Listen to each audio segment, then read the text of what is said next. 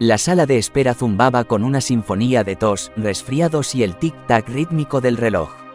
Maya se movía inquieta, su mirada iba y venía entre la revista desgastada en su regazo y el dedo hinchado y palpitante que sostenía con fuerza en su palma. Deseaba poder desaparecer, fundirse con el papel tapiz estampado, en cualquier lugar menos allí. La idea de que el médico lo viera, de sus preguntas sobre la criatura que la había mordido, la llenaba de un escalofriante terror. Le habían advertido, sus padres se lo habían dicho 1000 veces, no toques animales salvajes, Maya. Nunca sabes lo que pueden llevar. Pero ella había sido tan curiosa, tan cautivada por la pequeña criatura peluda con ojos brillantes y bigotes que se movían. Había extendido la mano, una emoción de aventura recorriéndole las venas, solo para encontrarse con un dolor agudo y abrasador. Ahora, el miedo la carcomía. No era solo el dolor, aunque era lo suficientemente insoportable. Era la culpa, la vergüenza de haber ignorado las advertencias de sus padres. Había sido tan tonta, tan imprudente. Finalmente, la asistente regresó con una sonrisa aliviada en su rostro. «El doctor la va a ver ahora», anunció. Maya tragó saliva, su corazón latiendo con fuerza. Mientras seguía a su madre a la sala de examen, sintió una ola de náuseas recorrer Elea. El médico examinó su dedo, con el rostro sombrío. «Esto necesita atención inmediata», dijo, su voz aguda. «Necesitamos llevarla al hospital para que le pongan una vacuna antitetánica y antibióticos».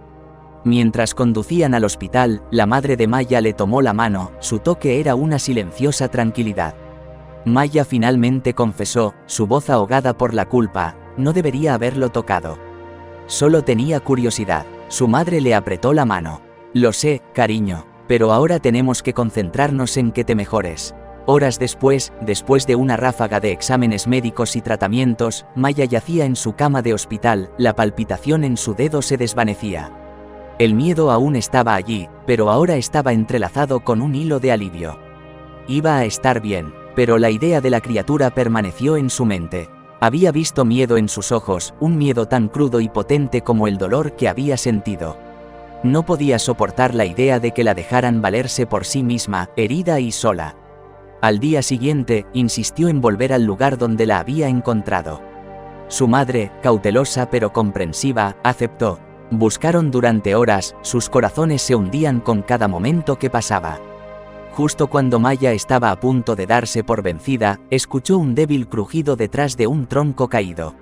Allí estaba, la pequeña criatura, su pelaje enmarañado, sus ojos abiertos de miedo. Se acercó con cautela, sosteniendo un puñado de bayas.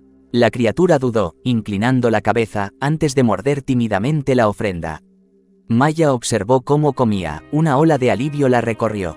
Estaba a salvo, sabía que siempre recordaría la mordida aguda, el miedo, la culpa.